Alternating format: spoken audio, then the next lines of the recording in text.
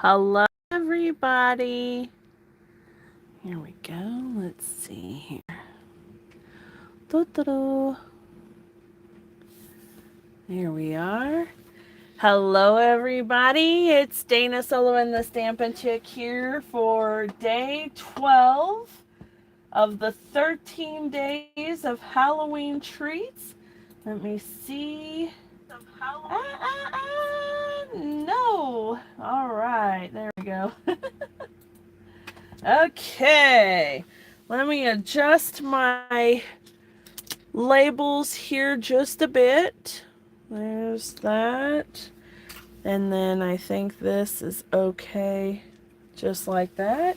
Oh, I need to zoom out a little bit. I'm so sorry. That is mega big. Mega big. Okay, there we go. That's way better. Way better. All right, there we go. Now, if everything will focus in, we are good to go. Okay. All right, my friends, today is day 12 of the 13 days of Halloween treats. How are you today, friends? I hope you're having a terrific day. I have got you over on the screen. I have day 12 project here, and woo, where are my arachnophobic friends at? Ah! I love this though because I used to love these little games when I was a kid, and of course, obviously I still do, but so much fun to just play with the little ball trying to get it into the center spot, right? And I'm not going to take too much time here because these things are very interesting. I'll just get the ball going around and around in a circle here. But anyway, they're a lot of fun. I know kids love them too. And this one's actually kind of a cheat because there really isn't anything to hold the other one. And it looks like this one has two balls there, but maybe it doesn't. Anyway, it should only have one, but there it is. I got it. Anyway, super cute little treats here. These were, I believe, in a 3-pack from the Dollar Tree. And fits perfectly into the pocket of today's beautiful little treat holder. So I'm going to show you how to do this one. Very simple, lots of fun. And I will tell you, this one here reminds me so much of a baby shower treat holder, you know, that has the little diaper with the pin. So cute. Anyway, this uses one 6x6 sheet of designer series paper. So you can get 4 of these per 12x12 sheet of paper, which is really economical. And then I've got just a few extra little things here. So I'm using, this is pumpkin pie cardstock. And it uses the 4th largest scallop in the layering circles, scalloped circles dies. This one is basic white cardstock, and it's using the 3rd largest of the stylish shapes circles. And then this piece right here is a 3-inch by 3/4 inch strip of Bright's designer series paper. It's in the granny apple green color. Hey, Mama San, how's it going? All right, so we have those, and then I also have a scrap of basic white cardstock that I'm going to use to stamp my witch's hat. And because the hat is mostly a solid color and I'm going to do black, I really want a rich, bold black color, right? You know, because we don't want a gray hat.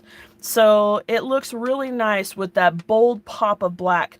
And the way that I do that is by having my stamp set on my Stamparatus, and then I'm able to set the paper in here, ink it up, stamp it, and then do that over and over again as many times as I need in order to get a solid black that I'm looking for. Hey, Justice, how's it going? So I want to do this and make sure that I've got a really nice bold black. And then I'm going to use some of my Stampin' Blends markers. I've got Dark Highland Heather, Dark Parakeet Party, and Dark Pumpkin Pie. And I'm going to use these to color in the spots and stripes of my hat. Okay, so let's go ahead and stamp that first, just so that we can get it done, and we'll be able to let the ink set good. So I'm going to grab my Stamparatus here, and I'm going to put it on, and I've marked a little spot right there so that way I know where it's going to line up at. And then I'm using Memento black ink. So I'm just going to, of course, tap, tap, tap, not smush, smush, smush, but we're going to tap all over the hat, stamp it down, hold it for just a second to let the ink soak in, and then when we come off, you'll see that there are some gray areas. It's just not a very rich, dark color. So I don't know if you can see the difference here on camera, but this is a really rich, bold black. And this has a lot of gray speckled areas, okay? So we're going to ink that up again. And we'll do this another time or two, maybe 3 if we need to. But I find that typically 3 times is plenty to get a really nice dark image. Okay. There's 2. And actually 2 is pretty darn good. But I really want it bold, so I'm going to do it one more time. Now, normally, when you're doing images that are like the little outlined image here, 1 time is plenty enough to make it dark enough for your outlines. But when you're talking about a big, solid, bold image, especially with black. Now, I've noticed with greens and other colors, it wasn't an issue, but for black, I really like that nice bold black. So we're going to do that. All right. Now then, I'll set this over here for just a second. I'm going to set this off to the side because we have just a little bit more stamping to do. So I'm going to bring in my Pierce mat and my white circle here. Let me grab my scrap paper just so that I don't worry. Okay, and I'm going to bring the Memento ink again. And this time I'm using the little spider from the stamp right here. So again, tap, tap, tap, not smush, smush, smush. And this time we're going to stamp right up at the top, fairly close to the edge over here. All right. And then I'm using the word boo from the Scary Cute set. Now, the only reason I'm doing that is because the Bewitching set doesn't have any sentiments to go along with it. But I really like that little word boo because it's going to fit right here perfectly and still leave room for that witch's hat.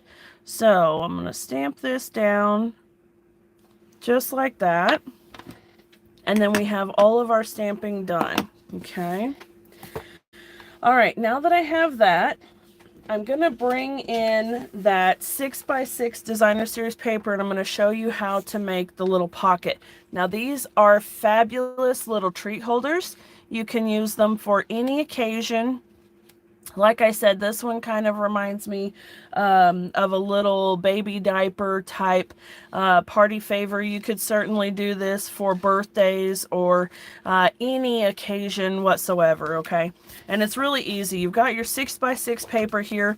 I like to have one that's non-directional because when you're folding the paper, if it's directional, you see how this here, it doesn't matter which way I turn, the polka dots are still upright.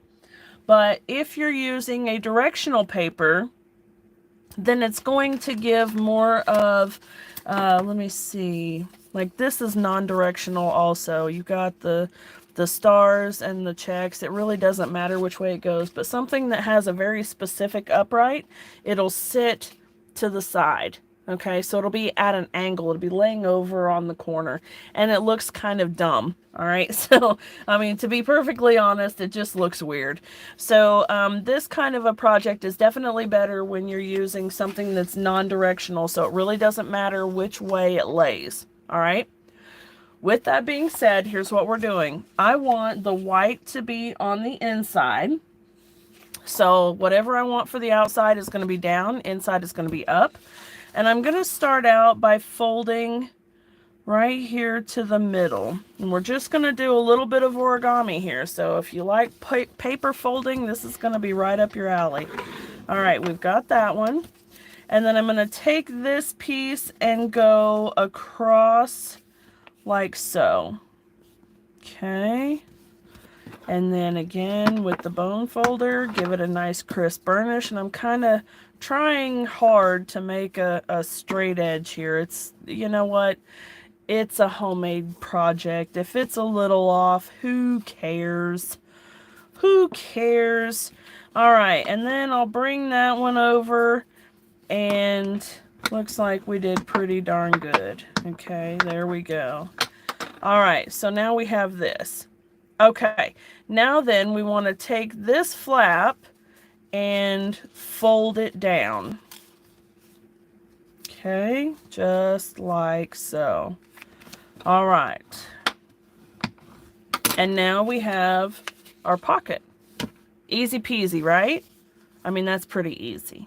Okay, now then, we're going to take all of our little elements here and put them all together and get this tree holder done. And it is so simple and easy. I mean, you could do a dozen of them in short order. All right, I'm going to glue this piece directly to this piece. Let me get my adhesive going. Come on now, friend. Roo-roo. Okay, that one's giving me a hard time. Let me revert back to my snail here. Okay. And I'll put that on there just like that.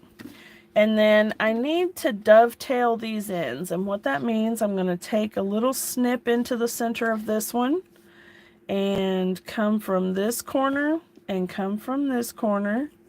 And it's going to make that cute little dovetail. So I'm going to do the same thing over here on this side. All right. And we don't have to be exact with it. It's not an exact science. It doesn't matter. This is all handmade. It's okay. All right. Put a little adhesive right there in the middle and put this down just like that. Okay. Now then, this is going to go on dimensionals, and we still have to color and cut out our witch's hat. So I'll bring in my scrap paper and my Pierce mat again. Get these scraps of paper thrown away, and again with my colors, the dark pumpkin pie, dark parakeet party, and dark Highland heather. I'm going to use the bullet tips because these spots really aren't that big, so it's not that big of a deal. And I'm going to go ahead and just color in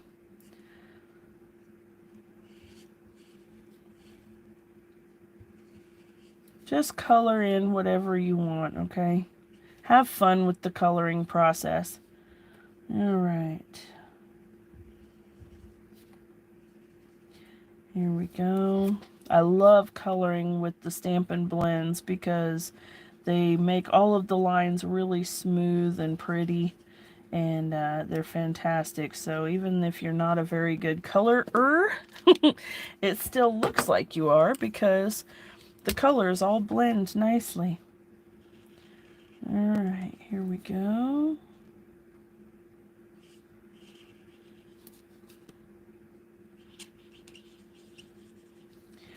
There and there and here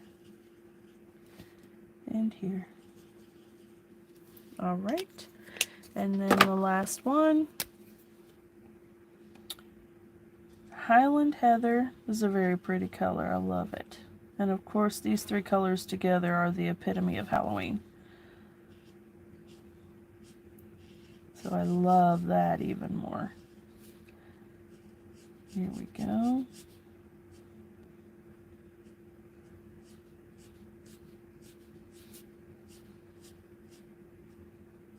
There.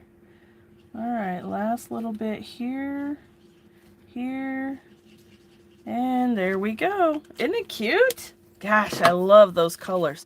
All right, now then, I don't have to worry about cutting this out with any precision whatsoever because we have the fabulous punch that coordinates. So I'm just going to bring it in, line it up with my edges here, make sure it's centered in there, and then punch it out. Okay. And then just like that, I have a fabulous, perfectly cut witch's hat. All right, now then, I'm going to bring in my dimensionals. Okay, got 2 here on the back of the witch's hat.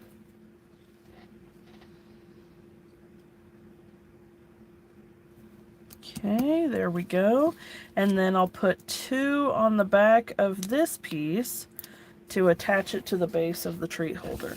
Okay, it's right here. Now, I have it so that it's stuck to the flap and also to the bottom.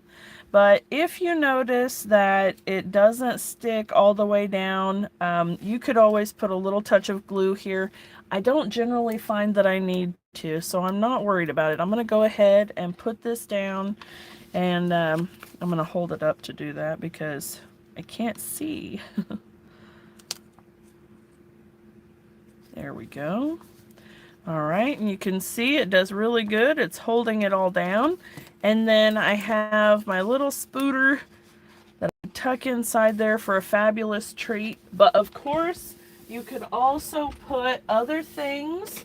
Let's see, we've got some little Tootsie Roll candies here. You could put those in there. These are really neat. They're the Harvest ones. This is candy corn flavor, caramel apple, and then there's pumpkin spice and cinnamon too. It's really neat.